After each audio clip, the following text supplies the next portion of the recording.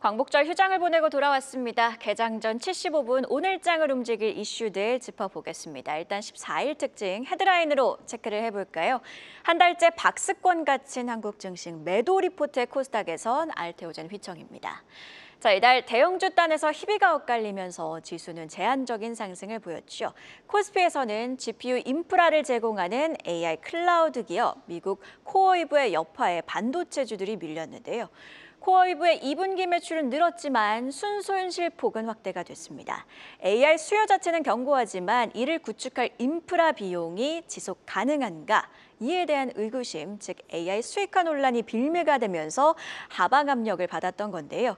여기에 코스닥에서는요, 알테오젠이 UBS의 리포트에 하방 압력을 받았습니다. 매도 의견의 목표가를 27만 원으로 제시한 리포트의 장 초반 변동성을 보였으나 알테오젠은 적극적으로 반박을 했죠. 특히 머크의 키트루다와 관련해서 피아 주사형 전환율을 머크는 2년 내 30에서 40%로 보고 있지만 UBS가 9%로 과소 추정을 하고 있다고 강조를 했습니다. 이에 낙폭은 2%대로 제한할 수가 있었는데요. 종목 장세에 대형주가 힘을 내주지 못하니 지수는 갇혀 있는 상황입니다. 지수는 한 달째 박스권에서 갇혀 있죠. 8월 14일 기준 이달 들어 주요국의 증시 주가의 상승률을 좀 보면요. 코스피는 이달 들어 0.32% 상승, 주요 30개국 중에 22위에 그쳤습니다. 상반기 1등을 하던 모습과는 좀 상반된 모습이죠. 거래대금도 감소세입니다. 6월까지만 해도 27조 원대까지로 치솟았던 거래대금 14일에는요. 15조 8천억 원대로 하락했고요. 손바뀜을 의미하는 국내 증시 시가총액 회전율은 5.24%, 올해 들어 가장 낮은 수준입니다. 즉 증시 자체 활력이 좀 줄고 있다 이런 의미겠죠. 여러 변수가 있겠지만 그중 정책 불확실성도 지수를 박스권 안에 가두고 있습니다. 세제 개편안 입법 예고가 지난주 14일에 끝났습니다. 일각에서는 정부와 정치권의 입장이 이번 주에 나올 가능성을 좀 보고 있기도 한데요. 관련 내용 계속해서 따라가 봐야겠습니다. 자, 그래서 오늘 우리 시장 연휴를 보내고와 대외적으로 시장에 영향을 준 변수들이 좀 여럿 있는데요. 마켓 무버로 자세하게 체크를 해보면요. 휴장에 들어가기 전 우리는 미국의 7월 소비자 물가를 통해 금리 인하 기대감이 커진 부분까지 확인을 했습니다. 그 후 소비자 물가 지수의 선행 지표죠. 미국의 7월 생산자 물가가 나왔는데 예상보다 큰 폭으로 뛰었습니다. 전월 대비 기준 0.2% 상승이 예상치였는데 0.9% 상승, 물가 불안 요소는 남아있다는 뜻이며 생산자 물가는 튀었는데 소비자 물가는 안정적인 흐름을 보인다. 이 말은 궁극적으로 보자면 경기는 안 좋아서 생산자들이 소비자들에게 가격을 전가하지 못하고 있다는 뜻이기도 합니다. 다행히 아직 소매 판매는요, 예상치에 부합한 수준이나 이 역시 관세 선수요로 강했던 걸 수도 있죠. 이번 주가 잭슨홀 미팅이고 이때 파월 연준 의장의 기조, 그리고 9월 금리 인하가 우세한 상황이지만 이번 주 금리 전망이 세부적으로 어떻게 변하느냐도 전반적인 투자 심리에 영향을 줄 수가 있겠죠. 자, 그리고 또 다른 대외 변수, 돌아온 관세 우려입니다. 트럼프 미국 대통령 알래스카로 이동하는 도중 반도체 관세를 언급합니다. 현재 시각 15일 기준으로 다음 주를 언급했으니 이번 주에 관련 발표가 있겠죠. 이전에는 미국 내 생산 반도체 면제 등의 언급으로 반도체주들이 좀 안도를 해줬으나 현재 시각 15일 미국 반도체주 변수 자체 밀리고 마감을 했습니다. 개장 직후 국내 반도체주 투자 심리 확인해 봐야겠고요.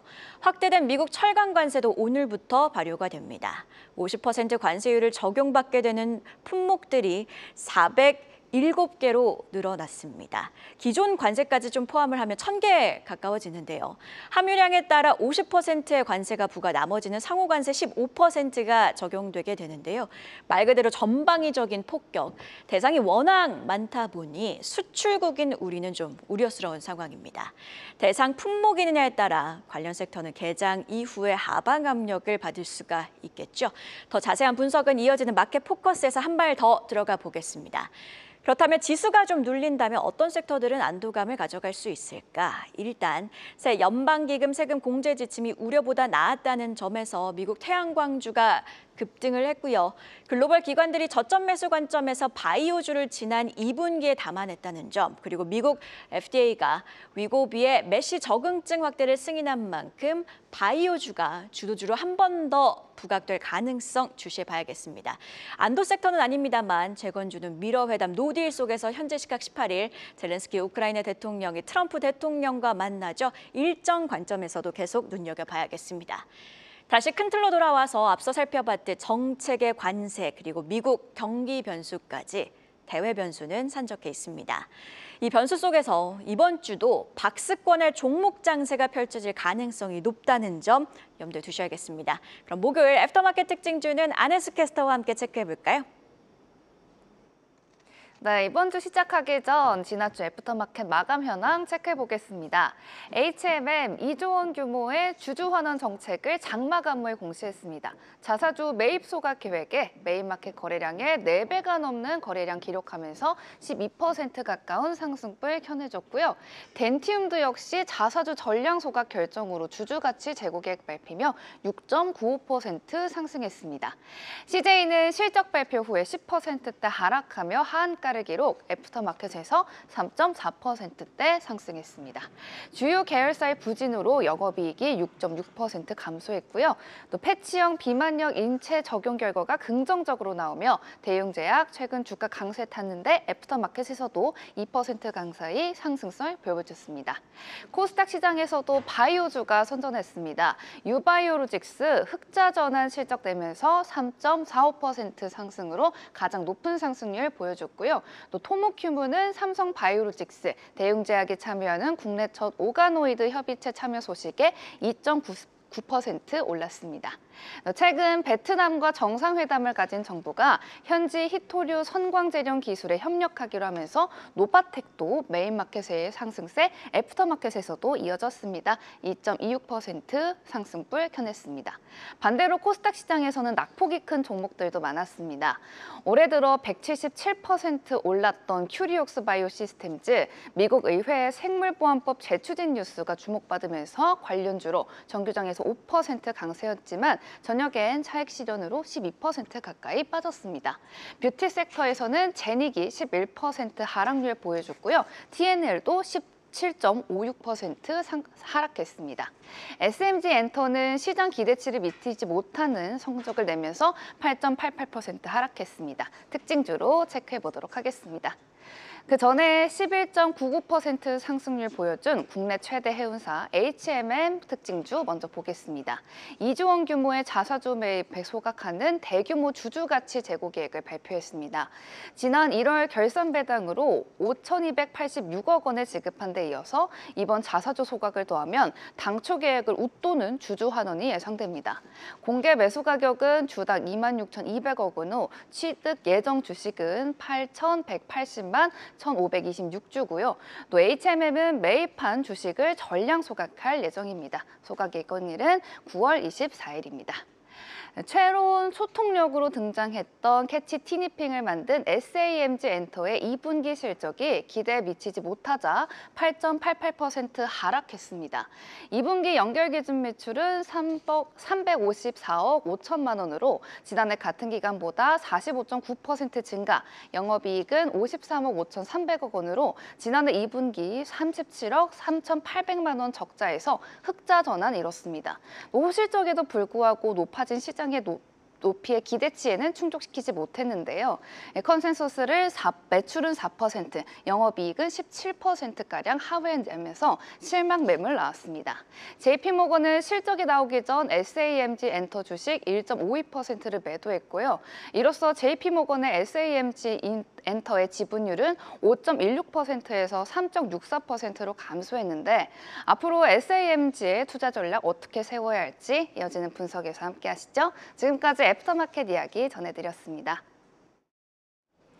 목요일 애프터마켓 특징주 안혜수 캐스터와 함께 체크해봤고요. 계속해서 증시 모닝 브리핑, 오늘은 유안타증권 손태현 차장과 이야기 이어가도록 하겠습니다.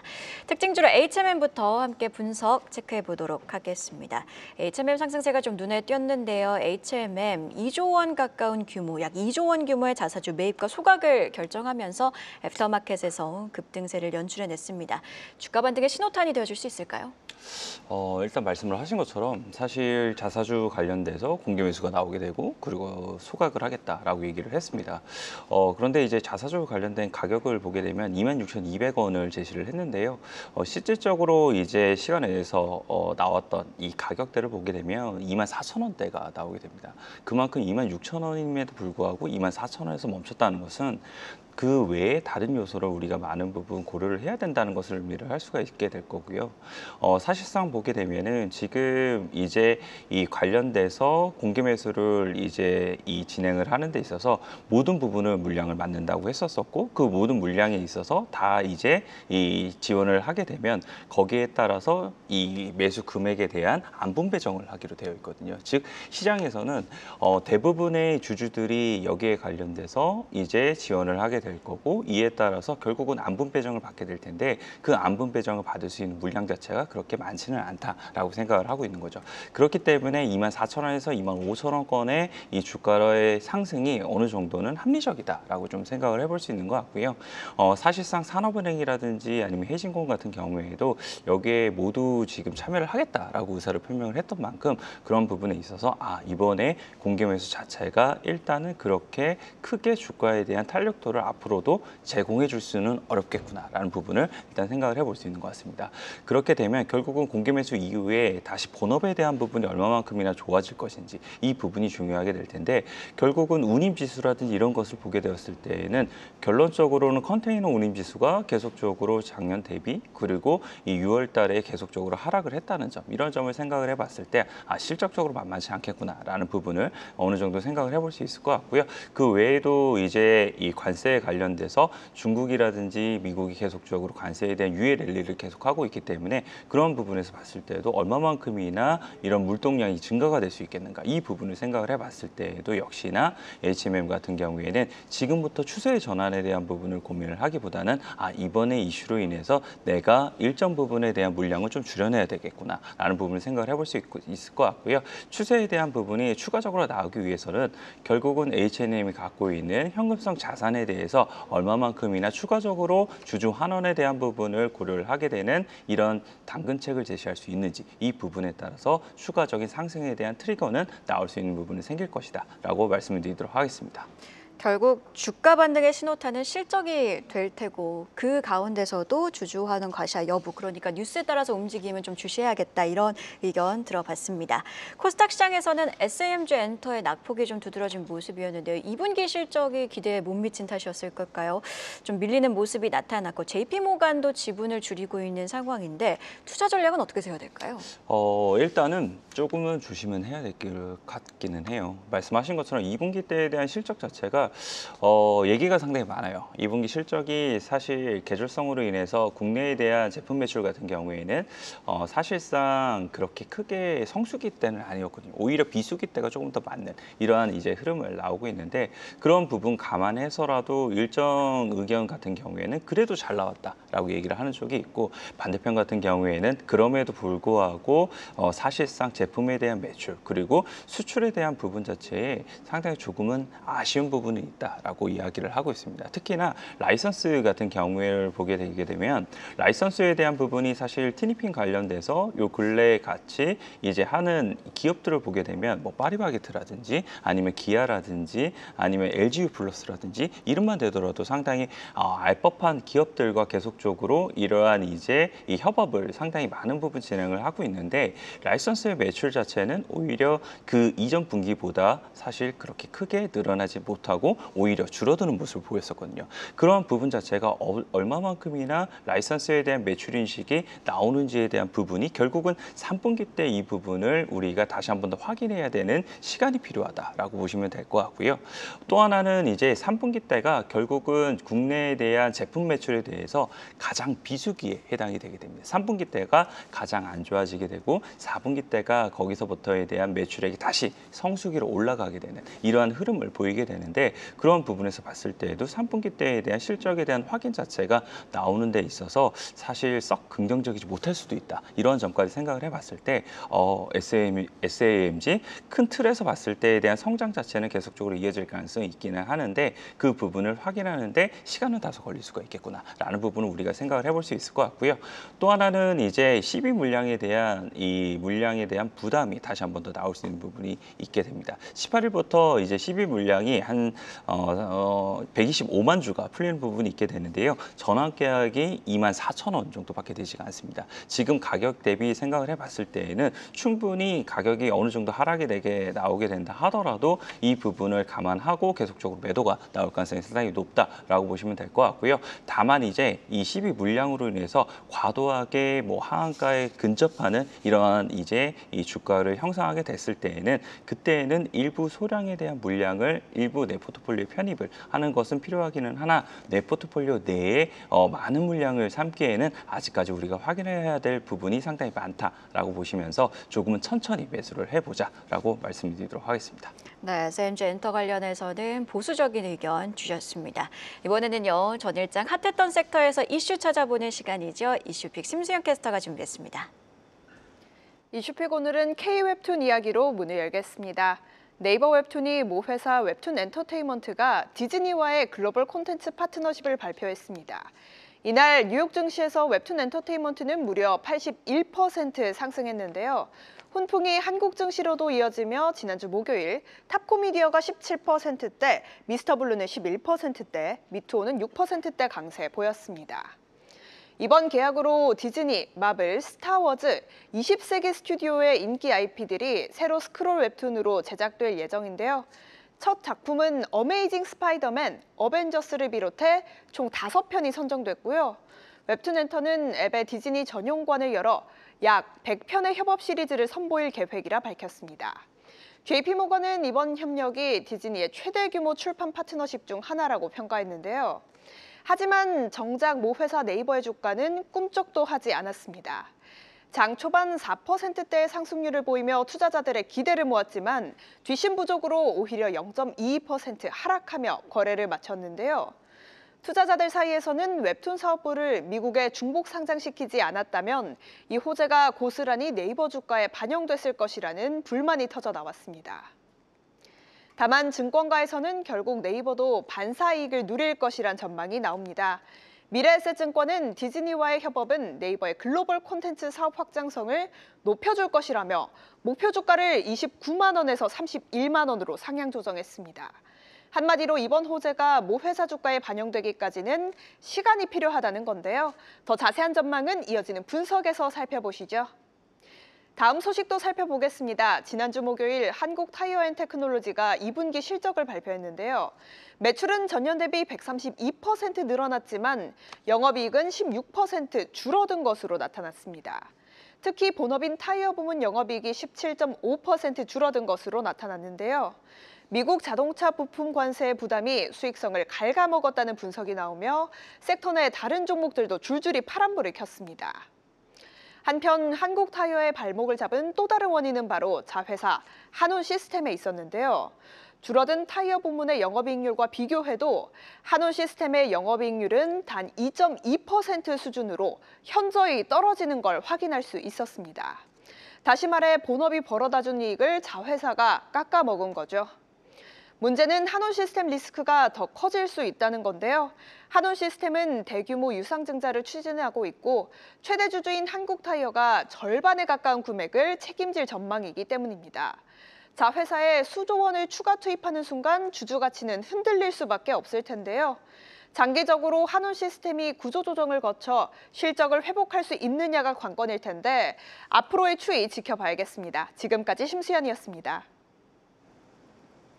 이슈빅 분석까지 짚어보도록 하겠습니다. 먼저 웹툰 관련된 내용들 짚어보도록 할 텐데요.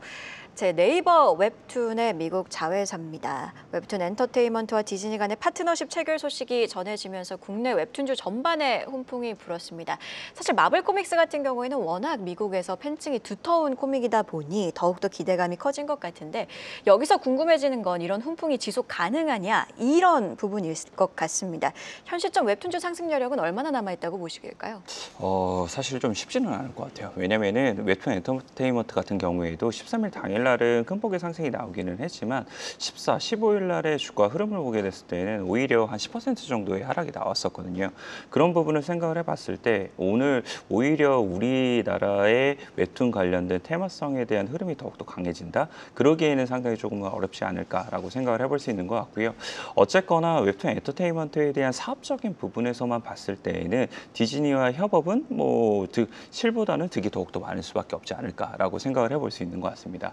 실 같은 경우에는 일단 웹툰화가 되는 데 있어서 어느 정도 원작에 대해서 좀 미치지 못한다. 이러한 이제 실망감이라든지 이런 부분은 나올 수 있는 부분이 있기는 하겠지만 그럼에도 불구하고 웹툰이 가질 수 없었을 법한 고객층들에 대한 접근성 자체가 훨씬 더 많은 부분 늘어난다는 것. 그리고 디즈니 자체가 IP에 대한 부분에 있어서 많은 부분 이제 명확한 기준을 가지고 있음에도 불구하고 웹툰 엔터테인먼트와 협업을 했다는 것 자체가 웹툰 엔터테인먼트에 대한 어느 정도 가치를 증명을 해낸 것이다 라는 평가가 더욱더 많기 때문에 이러한 부분에 있어서 웹툰 엔터테인먼트가 이제 바닥에서부터에 대한 반등을 어느 정도 신호탄을 쏘아 올린 것이 아닌가라고 좀 생각을 해볼 수 있는 것 같고요. 실적적인 측면을 놓고 보게 된다 하더라도 웹툰 엔터테인먼트가 생각보다는 2분기 실적이 어닝 서프라이즈를 좀 기록을 했던 부분이 있었습니다.